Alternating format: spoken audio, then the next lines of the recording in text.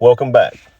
The title of this episode, Then Jesus Answered, is based out of Matthew chapter 15, verse 21 through 28.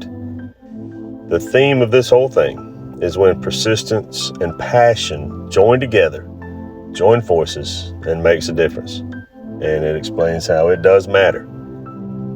It matters. Passion matters. How passionate are you about what you are believing and what you are feeling and what you're praying about? So Jesus entered the Gentile region of Tyre. A desperate mother, a Canaanite woman, she came crying out, "Have mercy on me, O Lord, Son of David. My daughter is severely demon-possessed." That's Matthew 15, verse 22. Jesus says nothing. Verse 23 says, "He answered her not a word." But that silence was not a rejection. The disciples even tried to dismiss her. Jesus gave a hard answer. Still, she persisted. Verse 27, "Yes, Lord, yet even the little dogs eat the crumbs which fall from their master's table." That Jesus gives to those who deserve it. Because in this land that he was in, the land of Tyre, it was a foreign land. It was a people that were not the chosen people. But she is saying, even the little dogs eat the crumbs which fall from their master's table. She is saying, even the crumbs of your blessings, even the leftovers of what you could spare is enough to fill the need that she had. Then Jesus answered, "O woman, great is your faith. Let it be to you as you desire." And her daughter was healed from that very hour. That's verse 28. This woman would not take no for an answer. She worshiped through the silence. Jesus stood silent.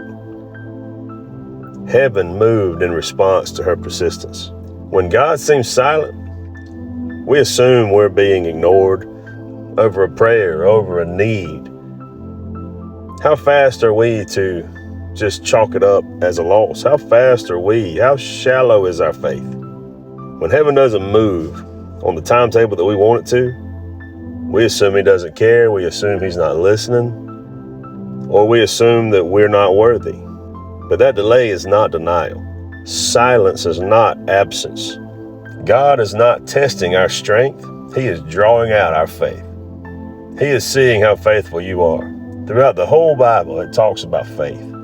It talks about the power of faith. By grace, through faith. Faith is powerful. Faith is important. In his hometown, he told them that he could not perform miracles there due to their lack of faith. The power of Jesus is founded on faith. Let's look at 4 other moments when God changed directions in response to persistence, to bold prayer and passion. The first one is Abraham interceding for Sodom in Genesis 18. God told Abraham he would destroy Sodom. But Abraham stepped in 6 times, asking if God would spare the city for 50, 45, 40, 30, 20, even 10 righteous people. Each time, God responded with mercy. This wasn't about numbers. It was about Abraham's compassion and God's willingness to listen. God didn't rebuke Abraham. He welcomed the conversation. The second one is when Moses pleads for Israel in Exodus 32. After the golden calf incident, God said he would destroy Israel and start over with Moses. But Moses said, "Turn from your fierce wrath and relent from this harm to your people," in verse 12. Verse 14 says, "So the Lord relented from the harm which he said he would do to his people." Moses stood in the gap, and God listened. Who stands in our gap between us and God? Jesus Christ. Number 3 is Hezekiah's prayer in 2 Kings 20. The prophet Isaiah told King Hezekiah, "Set your house in order, for you shall die." Hezekiah turned to the wall and wept bitterly in prayer. Before Isaiah even left the palace courtyard, God said, I have heard your prayer. I have seen your tears. Surely I will heal you. God added 15 more years to his life because Hezekiah prayed earnestly. Number 4 is Nineveh's repentance in Jonah chapter 3. Now, you just thought Jonah was about a man getting swallowed by a whale. No, there's more to that story. And it's a very short chapter, and it's powerful. Anything in the Bible that's got a whole book, the book of Jonah, it's 2 pages long. You don't think that those 2 pages are powerful? For them to insert that into the Holy Bible? It's more than a fish swallowing Jonah. Jonah proclaimed destruction. 40 days, and Nineveh shall be overthrown. But the king humbled himself.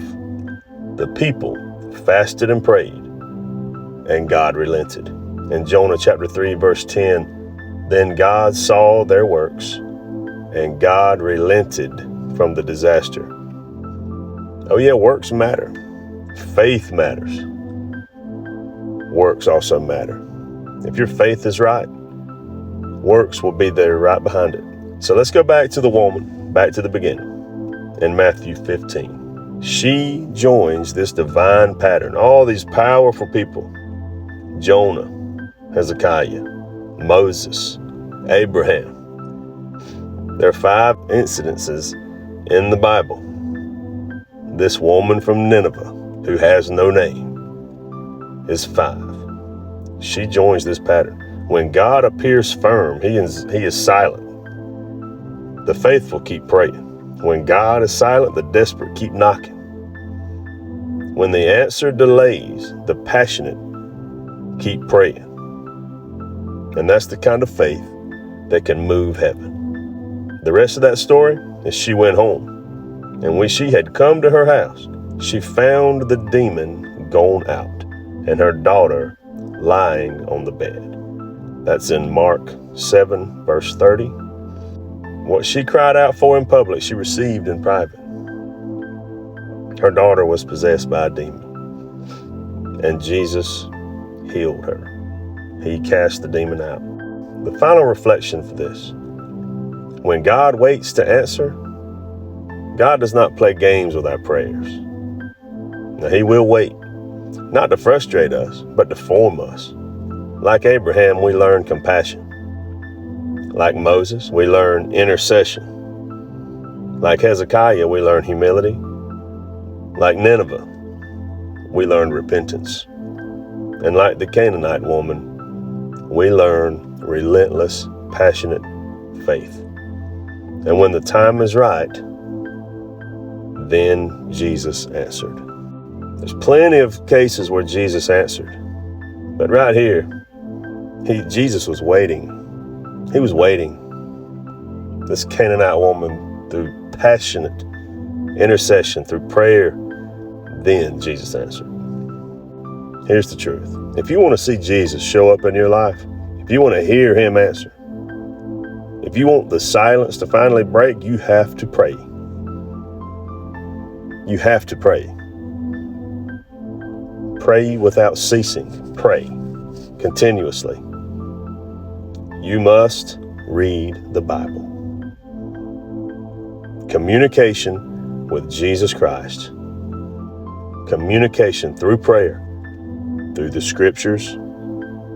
God will speak to you. God will speak to you if you have faith, true faith, that you know that you will hear from God, and you pray consistently, and you read the Bible consistently in a quiet place, not reading it, just skipping across it, but read it for understanding. Don't read it for knowledge. Read it for understanding. Understanding is the ability to teach it. Understanding is the ability to explain it. It's not just putting words together and memorizing what it says. It's applying it to your life. Jesus is still answering prayers. You pray, you read the Bible, and you watch what happens in your life. Thank you for listening.